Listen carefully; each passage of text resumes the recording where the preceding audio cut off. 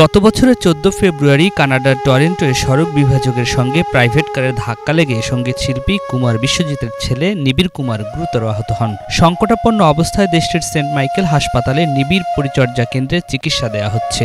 ছেলের এমন অবস্থায় বিমর্ষ কুমার গত 1 বছরে অনেক শো বাতিল তো করেছেনই, দূরে ছিলেন গান থেকেও।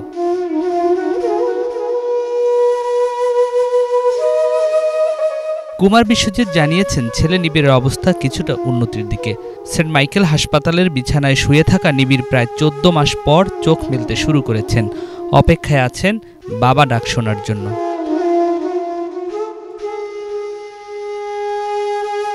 গানের এই কিংবদন্তি বলেন, তার আশা, ভালোবাসা, ভবিষ্যৎ সবকিছু নিবিড়কে ঘিরে। তার পুরো দুনিয়াটা থেমে আছে। এমন অবস্থায় একজন পিতা কেমন থাকতে পারে? একজন পিতা হিসেবে সব ধরনের চেষ্টা করে যাচ্ছেন। কেউ কিছু বললে নিবিড় সেটা বুঝতে পারে, তাকিয়ে থেকে সাড়া দেয়, বুঝতে পারে তাকে কিছু বলা হচ্ছে।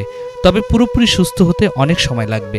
রিহ্যাবে নেওয়ার পর physiotherapy, speech therapy, stimulated therapy দিতে হবে। দীর্ঘমেয়াদী কাজ সব।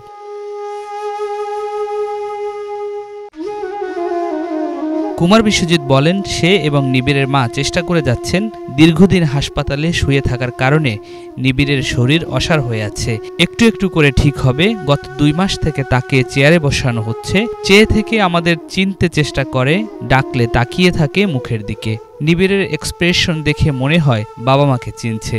যখন বলা হয় বাবা আসছে, মা আসছে, তখন বোঝা যায় মা বাবাকে চেনে।